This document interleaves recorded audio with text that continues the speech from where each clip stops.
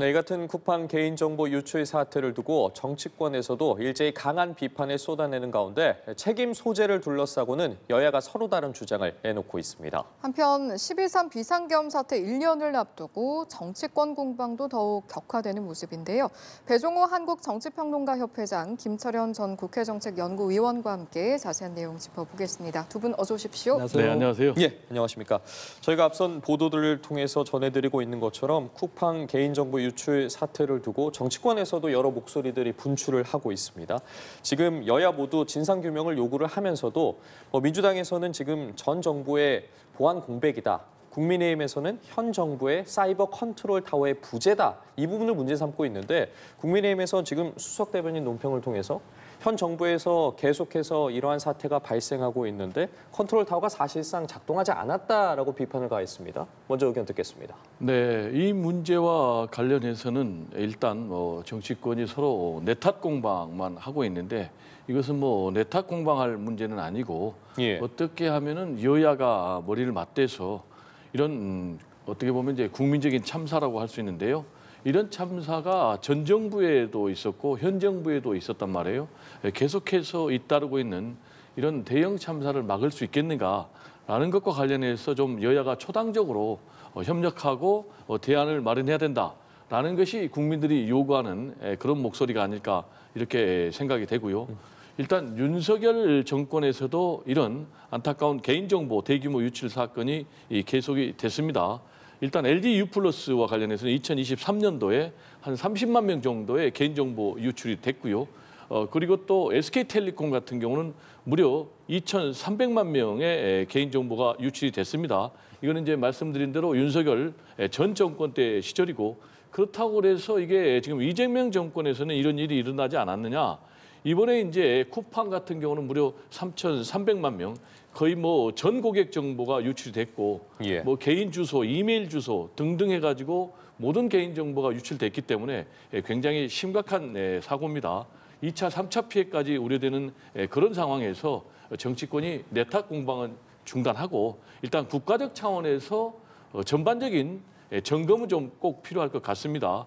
그래서 이 플랫폼 기업에 대한 개인정보 유출을 또 어떻게 막을 수 있겠는가 이 부분에 대해서도 좀 근본적인 대책과 함께 좀 솜방망이 처벌에 그치고 있다라는 그런 부분도 있기 때문에 좀 처벌을 강화할 수 있는 입법도 국회가 마련해야 되는 것이 아닌가 이렇게 생각이 됩니다. 네, 어쨌든 이런 일이 발생하지 않으면 좋겠지만 발생했을 때 여야가 책임 소재를 묻는 모습은 저희들이 항상 봐왔는데 짚어주신 사고들의 이야기를 통해서 저희가 좀 반추해 보자면 지난 정부에서 민주당은 이러한 사고들이 계속해서 있었는데 지금 이러한 부분에 있어서 전혀 대비가 되지 않았다. 그렇기 때문에 현 정부 들어서 이런 일까지 이어진 것이다라고 비판을 하고 있습니다. 그렇죠. 저도 교수님 말씀처럼 저는 지금은 당장 이제 초당적 협력이 좀 필요하다고 보이고요.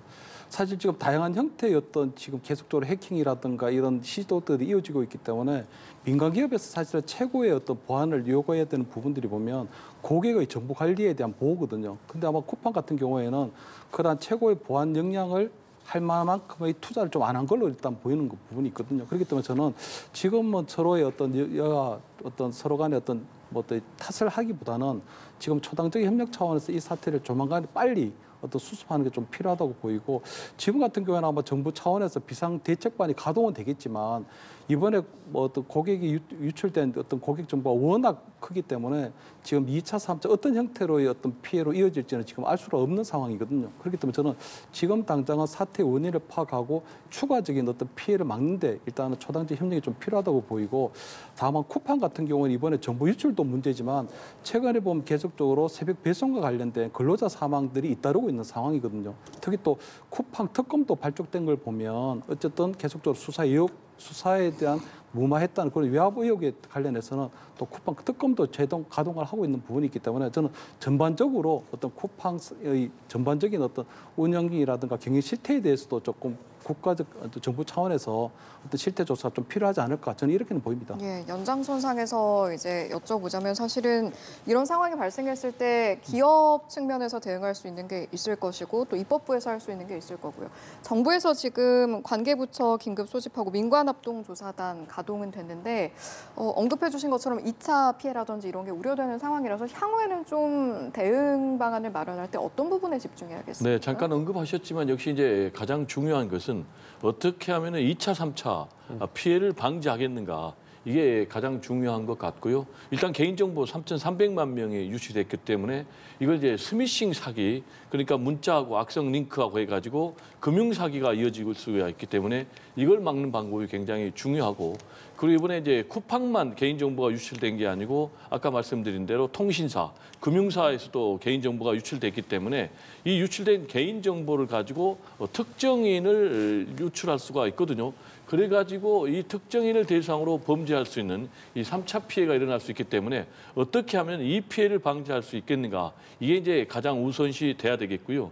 이번에 이제 쿠팡 같은 경우는 이제 이 플랫폼 기업에서 일어난 사고 아니겠습니까? 네. 그래서 기업의 보안에 대한 전체적인 좀 국가적 차원의 실태 점검이 좀 필요하다. 그리고 기업들이 보안에 좀 대대적으로 투자를 해야 되는데 이 부분이 부족하기 때문에 이번에 이제 국가적 차원에서 어떻게 하면 기업들이 이 보안을 좀 신경 쓸 수 있도록 투자할 수 있겠는가, 이런 부분이 좀 굉장히 중요하고요.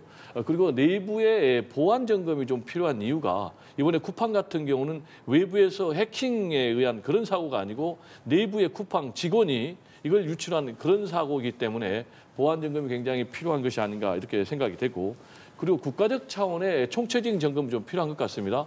왜냐하면 지금 이런 개인정보 유출 사고가 플랫폼 기업뿐만이 아니고 통신에서도 일어났고 금융에서도 일어났기 때문에 뭐 컨트롤 타워랄까요? 어떤 전반적인 국가적 차원의 총체적 점검이 좀 필요하다라는 말씀을 좀 드릴 수 있는 그런 상황입니다. 예, 아무래도 이게 뭐 플랫폼이 어딘가는 달라졌지만 이제 이런 상황들이 거듭되다 보니까 국민 입장에서도 걱정이 되는 건 분명한 상황일 것 같은데, 정부 입장에서 지금 즉시 취할 수 있는 대처들이 있고 또 길게 보고 준비해야 되는 것들이 있을 것 같습니다. 좀 어디에 방점을 두는 게 지금 좋을까요? 제가 볼 때는 어쨌든 뭐 정부 차원에서 비상대책반이 지금 가동이 된 부분이 있거든요. 특히 뭐 과학기술 통신부를 중심으로 해서 아마 이 부분에 대해서 핸들링을 해 나갈 것 같은데, 제가 볼 때 일단 당장은 일단 실태를 좀 파악하는 게 좀 중요하다고 보이고요.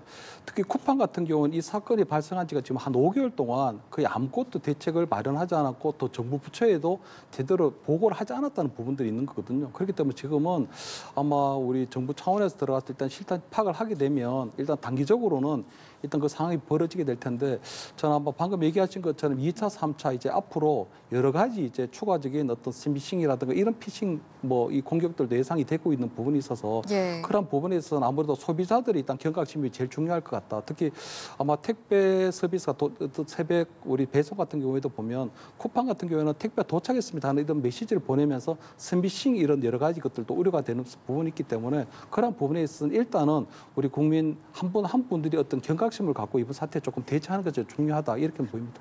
예, 두 분이 말씀해 주신 것처럼 어쨌든 뭐 정부 차원에서도 그렇고 여야가 초당적 협력이 필요하다라고 강조를 해 주셨는데, 한편 여야의 대치가 전혀 이제 접점이라거나 협의가 되지 않을 것 같은 부분들도 굉장히 많이 남아 있습니다. 그 중에 하나가 이제 비상계엄 사태 1년을 앞둔 시점인데, 그를 두고 주말에도 정치권의 대치는 이어갔는데 저희가 관련 발언들 준비해 왔습니다. 듣고 나서 대담 이어가 보겠습니다. 그런데 내란과 무능으로 대한민국을 위기로 빠뜨린 국민의힘은 진정 어린 사과는커녕 계엄이 민주당 탓이다 이러면서 아직도 내란을 옹호하고 있고, 장외 집회 등 아스팔트 선동을 일삼으면서 국정에 심각한 장애물이 되는 것은 물론 대선에 대한 불복까지 노고를 하고 있는 상황이다. 국민의힘은 내란 동조 세력으로 위헌정당이라는 헌법적 해산뿐만 아니라 국민의 심판으로 정치적 해산까지 겪게 될 것이라고 생각합니다. 추경호 전 원내대표 체포 동의안을 다수의 위력으로 통과시켰습니다. 야당을 말살하고 일당 독재로 나아가려는 것입니다. 내란몰이가 마음대로 되지 않자 탈헌법적 내란 전담 재판부를 만들어서 인민 재판까지 하겠다고 합니다. 그런 식이라면 재판을 5개나 받다가 멈춰놓은 이재명 범죄 전담 재판부부터 만들어야 되지 않겠습니까, 여러분? 네, 여야 각각의 목소리를 듣고 왔는데요. 지금 민주당에서 내란 전담 재판부 설치 의지를 다시 한번 이제 확인을 했고 추가적으로 특검과 관련한 부분에 있어서도 이야기를 했습니다. 물론 뭐 특검의 기간 연장이나 뭐 특검의 추가 신설을 추진하느냐라는 질문에는 구체적으로 검토를 한다고 말한 것은 아니다라고 입장을 밝히긴 했습니다만 지금 비상계엄 1년 앞두고 대화 공세가 한층 좀 강화되고 있는 모습입니다. 일단 12.3 비상계엄 1년이 다 다가오는 그런 상황 아니겠습니까? 문제는 그럼에도 불구하고 내란 속에 윤석열 전 대통령에 대한 1심 선고가 이루어지지 않았어요. 지금 추세로 하면은 뭐 한 2월쯤에 선고가 이루어질 것으로 그렇게 전망들을 하고 있고 또 지기현 부장판사도 그런 식으로 재판 일정을 밝히고 있습니다. 문제는 그렇게 되면 윤석열 전 대통령 내란 수계가 또 풀려날 수도 있다는 것입니다. 그 이유는 윤석열 전 대통령의 구속기간 만료일이 1월 18일이거든요. 근데 2월에 선고를 하면 그 전에 풀려난다는 것입니다. 그러면 이제 국민 입장에서는 지난번에도 지기현 부장판사가 풀어줬는데 내란 수계가 또 풀려난다라는 것 아니냐 이런 이제 우려감을 갖고 있기 때문에 특히 이제 민주당의 강성 지지층은 정청래 지도부를 향해서 빨리 내란 전담 재판부를 만들어서라도 윤석열 전 대통령을 단죄해라 이렇게 촉구를 하고 있기 때문에 지금 민주당의 지도부들도 내란 전담 재판부를 설치하는 것을 기정사실화하고 있는 그런 상황이고요.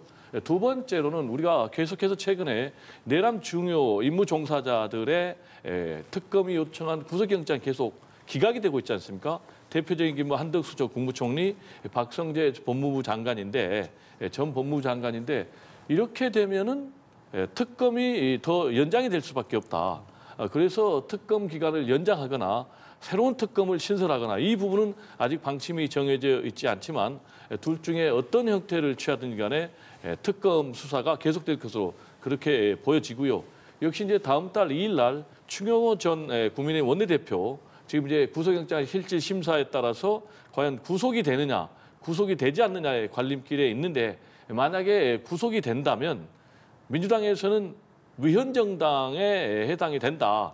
그래서 해산해야 된다라는 이제 그런 움직임을 확실하게 할 것 같고요.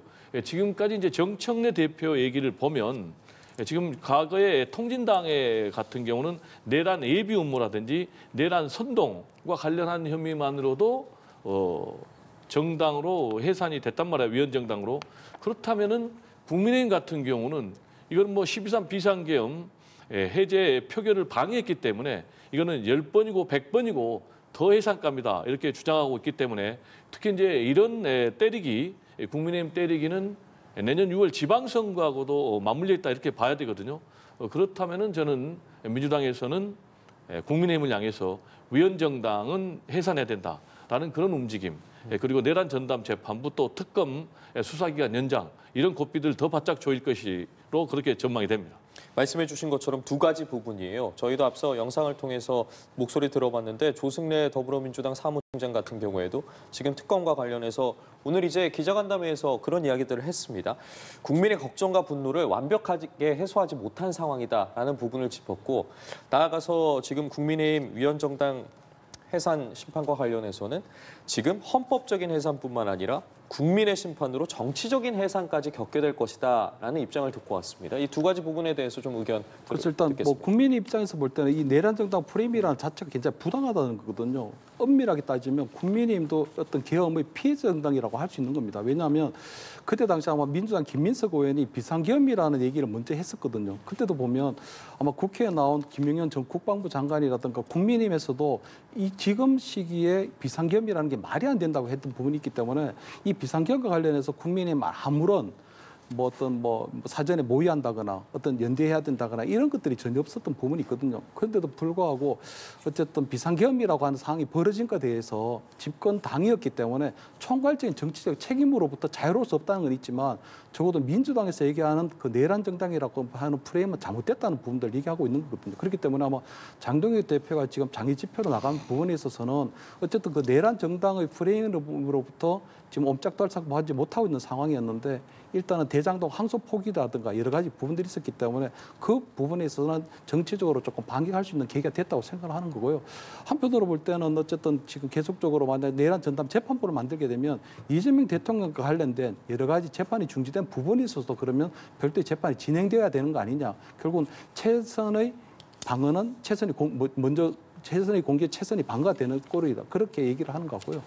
한편 볼 때 그 내란 전담 재판부 같은 경우에는 지금 조금 이게 까딱 잘못하면은 민주당에서도 조금 큰 실수를 있다고 생각하는 게 지금 판사가 재판을 진행하는 거라든가 또는 윤석열 전 대통령에 대한 구속 취소가 약간의 국민적인 신뢰 또는 국민들이 생각하는 내란죄 재판이 제대로 진행되지 않는 것이 아니냐 하는 그런 의아심을 갖고 있는 부분이 있거든요. 그런데 만약에 민주당에서 얘기하는 것처럼 내란 전담 재판부를 만들게 되면 재판이 더 지연될 가능성이 커지는 거거든요. 특히 아마 후보 판사에 대한 후보 추천위원회를 만들고 거기서 추천된 판사가 구성되는 그런 내란 전담 재판부가 됐을 경우에 정치적 중립성이 나중에 문제될 소지가 크거든요. 그렇다면 우리나라에서 처음으로 이루어지고 있는 이 내란죄 재판이 만약에 정치적 중립적으로 제대로 이루어지지 않았다고 하게 되면 나중에 이런 부분들은 굉장히 국민적인 분열이 또 씨앗이 될 수도 있는 부분이기 때문에 저는 현재는 지금 민주당에서 계속적으로 조희대 어떤 사법부를 흔들기보다는 조희대 어떤 사법부의 어떤 판사들에게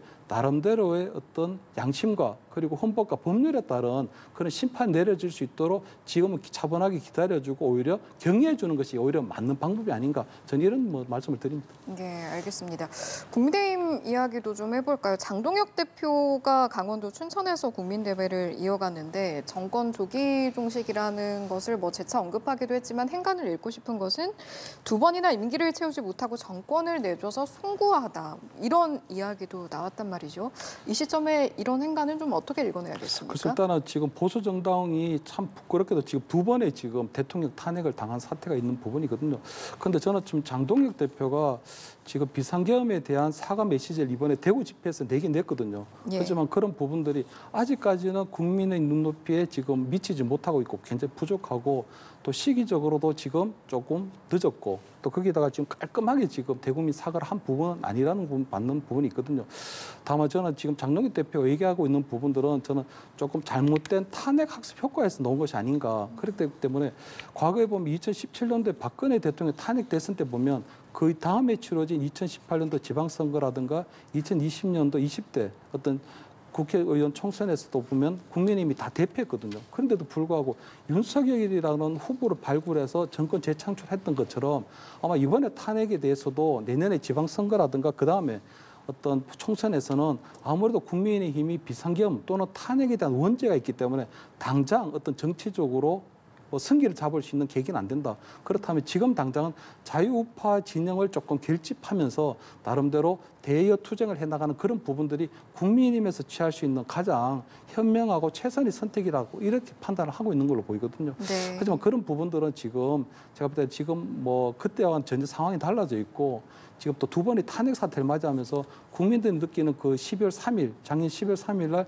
비상계엄을 받던 그 생생한 그런 현장을 계속적으로 기억을 하고 있는 가장 큰 정치적 사건이 있었기 때문에 그런 부분에 있어서는 장동혁 대표가 새로운 어떤 전향의 계기라든가 또는 사과하는 그런 모습을 지금 보여야 될 타이밍은 아닌가 저는 이런 말씀을 드립니다. 네, 시기적으로도 좀 늦고 내용적으로도 아쉽다라는 맥락으로 보이는데요. 어떤 말씀하시겠습니까? 동의하십니까? 일단 저는 개인적으로 장동혁 대표는 정상적인 판단의 지도자니까 좀 의구심이 들어요. 왜냐하면 이 12.3 불법 계엄에 대해서 동의할 국민이 과연 몇 프로 되겠습니까? 제가 볼 때는 윤석열 어게인 부정선거 음모론을 신봉하는 극소수의 극우 강성 세력 외에는 저는 우리 국민들은 12.3 불법 비상계엄을 동조하지 않는다고 봅니다. 그런데 지금 이 장동혁 대표 같은 경우는 계속해서 윤 어게인을 외치면서 윤석열 전 대통령 내란 수결을 끌어안고 가겠다라는 이제 그런 행보를 계속하고 있는데 이것이 과연 정상적인 국민의힘의 전략인지 굉장히 좀 의문스럽고요. 지금 12.3 비상계엄 1년을 맞아서 국민의힘의 정상적인 지도자라면 여기에 대해서 국민들께 정말로 우리가 잘못됐습니다. 석고대죄해야 되는 거 아니겠습니까? 그리고 국민들에게 용서를 구해야 되는 것 아니겠습니까? 그런데 지금 메시지를 내놓은 거 보면은 뭐 두루뭉실한 사과가 아닌 사과, 그러면서 똘똘 뭉쳐야 된다. 사실상 윤석열 대통령 중심으로 뭉쳐야 된다. 전 대통령 중심으로 이런 메시지를 내세우고 있는데 최근에 이제 역대 대통령들을 대상으로 여론조사를 했어요. 그러면 역대 대통령 중에 최악의 대통령이 누구냐? 윤석열 전 대통령으로 나왔거든요. 그래서 잘못한 게 몇 프로냐? 그게 잘못한 일이 많다가 77%예요. 그런데 전두환이는 얼마 나왔느냐? 68%가 잘못한다고 나왔거든요. 그런데 전두환 이 군사 독재 정권을 만든 전 대통령보다 더 나쁘게 나왔는데도 불구하고 이렇게 윤석열 전 대통령 껴안기만 하고 있어요. 그러면 윤석열 전 대통령이 잘한 게 많다라는 응답자는 12%가 나왔어요. 그러면 정리하면 장동혁 대표는 이것이 지금 국민의힘의 지방선거 전략이라고 하고 있거든요. 그렇다면 12% 보고 지금 12% 국민들을 보고 계속해서 이런 메시지를 던지는 게 과연 지방선거 필승 전략이냐. 제가 볼 때 이대로만 가면 완전히 국민의힘은 지방선거에서 참패를 할 것이다. 그래서 이런 전략은 굉장히 잘못된 전략이다. 라는 말씀 좀 드립니다. 알겠습니다. 말씀해 주신 여론조사와 관련해서 다시 한번 좀 짚어드리자면 지금 한국갤럽이 지난 25일부터 27일까지 만 18세 이상 1,000명을 대상으로 역대 대통령에 대해서 이제 공과 평가를 조사해서 결과한 부분입니다. 언급해 주신 부분이 이제 윤 전 대통령에 대한 부분이었고 보다 구체적인 내용 등에 대해서는 중앙선거 여론조사심의위원회 홈페이지를 참고하시면 된다는 점도 같이 말씀을 드리도록 하겠습니다. 자, 두 분께 이어서 질문을 드려보도록 할 텐데 지금 국민의힘 이야기를 하고 있는 와중이었고 당 내에서는 지금 내홍의 조짐이 있는 거 아니냐. 이미 지금 내홍이 일어나고 있다라는 목소리도 굉장히 많습니다. 사실 오늘 있었던 뭐 국민대회 같은 경우에서도 올랐을 때 뭐 최고위원들 간에 환호의 목소리도 있었고 야유가 나오는 부분도 있었고 이 부분만 단편적으로 보더라도 내부에서 지금 목소리들이 분출되고 또 갈라지고 있는 조짐이 시작됐다라는 평가들 나오고 있지 않겠습니까? 어떻게 좀 바라봐야겠습니까? 왜냐하면 이대로 가면 그냥 비상계엄에 대한 입장들 또는 탄핵에 대한 입장을 정리하지 않고 가면 내년에 지방선거를 그냥 대패한다. 내년 지방선거에서 무조건 패한다는 이런 위기의식들이 상당히 작용하고 있는 게 분명하거든요. 그렇기 때문에 지금 당장은 뭐 배현진 의원이라든가 뭐 김재섭, 김용태 의원들 같은 수도권 의원들 등 중심으로 지금 얘기를 나오고 있는데 아마 어제부터는 보면 양양자 최고위원도 지금 비상계엄에 대해서는 사과해야 된다는 공개적인 목소리를 내고 있는 부분이 있거든요. 그렇다는 건 저는 일단은 이 최고위원 회의에서 이런 얘기를 해도 되는데도 불구하고 어떤 초재선 의원들이라든가 최고위원들이 이런 공개적인 목소리를 내는 걸 보면 어쨌든 12월 3일 이제 비상계엄이 선포된 지 1년이 된 그때 적어도 만약 장동혁 대표가 전향적인 사과의 목소리를 내지 않으면 그대로 내란 정당 이미지로 고착화될 가능성이 굉장히 크거든요. 그렇기 때문에 아마 장동혁 대표가 취임 100일 12월 3일에는 적어도 국민의 눈높이에 맞는 비상계엄에 대한 입장을 좀 정리를 해달라 하는 그런 부분들로 좀 익힐 수 있는 부분들이 있는 부분이 있어서 저는 아마 장동혁 대표가 굉장히 지금 고민하고 있는 부분이 있는 걸로 보이거든요. 어쨌든 본인이 강성 보수층을 기반으로 해서 당대표가 됐고 또 당내에서도 보면 내란 정당으로 사과하게 되면 내란 정당을 우리가 인정하게 되는 것이다. 그렇기 때문에 내란 정당에 대해서 내란에 대해서 사과를 하면 안 된다. 어떤 비상계엄에 대해서 사과를 하면 안 된다는 얘기가 있고 한편으로 그럼 사과를 하지 않게 되면 그렇다면 적어도 비상계엄에 대한 책임도 지지 않는다 하는 그런 부분들도 또 내란 정당의 이미지가 될 수 있는 부분이 있기 때문에 아마 장동혁 대표 입장에서 볼 때는 당내 여러 가지 입장들 지금 나름대로 많이 의견을 듣고 있는 걸로는 보이지만 적어도 지금 저는 10월 3일 되어서 적어도 최소한의 어떤 입장이라도 내지 않게 되면 내란 정당이라고 하는 그 이미지, 특히 민주당에서 덧씌워놓은 그 이미지가 완전히 고착화가 되고 매몰될 수가 있기 때문에 그 부분에서는 어떻게든지 그 프레임을 깨기 위해서는 최소한의 그리고 전향적인 목소리는 나와야 되지 않을까 이렇게는 보입니다. 지금 계엄에 대한 뭐 사과라든가 윤석열 전 대통령과의 관계 설정에 있어서도 내부에서 여러 목소리가 분출하고 있는데 뿐만 아니라 지금 한동훈 전 대표나 친한계에 대해서 당무감사 문제도 좀 논란이 되고 있습니다. 이런 여러 가지 전반적인 부분들에 대해서 어떻게 바라보고 계시는지 여쭤보겠습니다. 네, 크게 보면 이제 권력 투쟁이라고 봐야 돼요. 윤 어게인을 외치는 윤석열 추정 세력, 그리고 윤석열과 절연하자라는 이제 한동훈 세력. 그런데 더 구체적으로 얘기를 하면 최근에 장동혁 대표가 굉장히 사면초가에 몰려 있어요. 윤 어게인을 외치면서 초선 의원들 중심으로 굉장히 반발하고 있고, 심지어는 뭐 중앙일보라든지 이런 보수 언론에서도 장동혁 대표가 지금 잘못된 길을 가고 있다. 이렇게 해가지고 어떻게 중도를 끌어들일 수 있겠느냐. 내년에 지방선거에서 참패한다. 중도를 끌어들일 수 있는 윤 전 대통령과 완전히 결별하는 그런 노선을 취해야 된다라고 압박을 하고 있으니까 거꾸로 지금 이제 친 한동훈계를 지금 치는 그런 이제 선택을 하고 있는데, 자신들 입장에서는 이것이 이제 전략적인 선택이다라고 얘기하는데, 아까도 말씀드렸듯이 저는 이거는 뭐 필망으로 가는 그런 선택지다라고 말씀을 드리고요. 일단 한동훈 당원 게시판 사건만 관련해서도 이게 1년 전에 일어난 사건이고, 1년 전에 당시 국민의힘에서 이미 윤리에서 문제 없다. 그리고 경찰 조사에도 무혐의가 나왔거든요. 그리고 심지어는 이제 장동혁 당시에 사무총장이었죠. 본인도 방송에 나와서 이거는 뭐 한동훈을 쫓아내려는 그런 시도다라고 했는데, 이걸 다시 끄집어내서 문제 삼는다? 전혀 설득력이 없고요. 심지어 동시에 이제 친한동훈계 핵심인 김종혁 전 최고위원도 지금 조사에서 책임을 묻겠다라는 것 아니겠습니까? 그러면 이제 책임을 묻겠다라는 행위가 뭐냐면은 뭐 당의 분열을 조장했다, 또는 뭐 윤석열 전 대통령이 뭐 손에 왕자 썼다, 또는 속옷 차림으로 성경을 읽었다라는 것을 조롱했다라는 이유로 지금 뭐 책임을 묻겠다는 것인데, 이거는 한마디로 얘기하면은 지금 국민의힘 그리고 장동혁 대표가 우리는 내란숙의 윤석열 추종 세력입니다. 우리는 윤석열 내란숙의 후예다라고 스스로 고백하는 것이기 때문에 굉장히 잘못된 길을 가고 있다라는 말씀을 드리지 않을 수가 없습니다. 예, 마지막 주제 또 함께 짚어볼 텐데요. 예산안 이야기 좀 해보겠습니다. 지금 법정 처리 시한이 지금 11월 30일이니까요. 12월 2일, 이틀 남았습니다.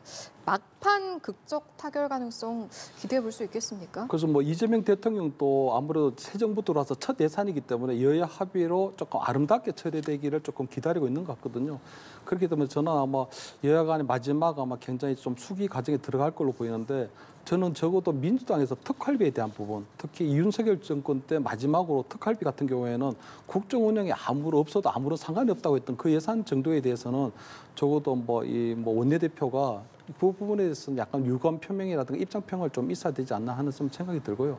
한편으로 볼 때 내년에 이제 720조 시대를 여는 거거든요. 내년 예산이 이제 700조 시대를 넘는 거기 때문에 다만 그 부분에 있어서 상당한 국가 채무가 지금 50% 이상까지 커지는 부분이 있고, 특히 아마 우리 생산성 예산보다는 소비성 예산이 상당히 늘어난 부분이 있거든요. 특히 지역화폐라든가 특히 농어촌 기본소득 수당 주는 거 이런 부분에 있어서는 뭐 국민의힘에서도 그런 부분들이 굉장히 좀 포퓰리즘 예산이다. 특히 내년 지방선거를 앞두고 푸는 예산이 아니야 하는 이런 부분이 있기 때문에 그런 부분에 있어서 나름대로는 조금 타협을 조금 만들어 갈 걸로 보이는데, 다만 지금 여야 의원들도 보면 내년에 지역구 예산이 굉장히 좀 필요한 사항이 있거든요. 그렇기 때문에 나름대로 여야 간의 공감대, 특히 이재명 대통령이 여야 합의를 바라는 그런 기대들이 있기 때문에 나름까지는 12월 2일이 법정 시한이기 때문에 그때까지는 최대한 서로 뭐 나름대로 막판 끝까지 뭐 조율할 수 있는 그런 뭐 계기 또는 기회는 조금 남아 있지 않을까 이렇게는 보입니다. 예, 지금 국회 선진화법이 2012년에 도입되고 13년 동안 법정 시한을 지킨 게 2회밖에 없었다라고 하거든요. 이번엔 좀 다른 결과 기대해 볼 수 있겠습니까? 네, 최근에는 뭐 법정 시한을 지키는 쪽으로 가고 있기 때문에 또 민주당에서 절대 과반 의석을 갖고 있는데 법정 처리 시한을 지키겠다 12월 2일 그런 입장이기 때문에 저는 법정 처리 시한을 지킬 가능성이 굉장히 높다 이렇게 보여지고요. 중요한 것은 이제 민주당이 단독 처리하느냐 합의 처리하느냐 이 문제인데, 민주당 입장에서 단독 처리에도 정치적인 부담이 전혀 없다. 그러면 단독 처리할 가능성이 있고, 또 반면에 국민의힘 같은 경우는 단독 처리에도 타격감을 전혀 주지 못하고 예산안 뭐 자신들이 요구하는 그런 부분을 관철시키지 못하고 손해만 본다.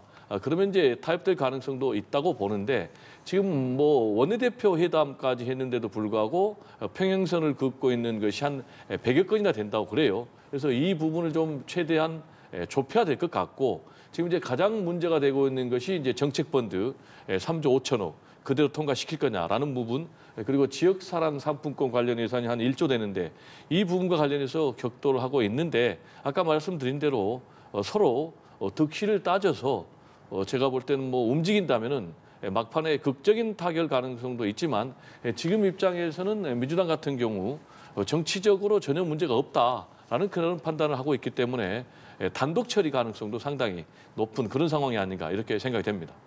알겠습니다. 자, 돌아오는 한 주도 정치권 이슈가 굉장히 많습니다. 어떠한 소식들이 좀 들려올지에 대해서 저희도 계속해서 지켜보도록 하겠습니다. 지금까지 배종호 한국정치평론가협회장, 김철현 전 국회 정책연구위원과 함께했습니다. 두 분 고맙습니다. 고맙습니다. 네, 감사합니다.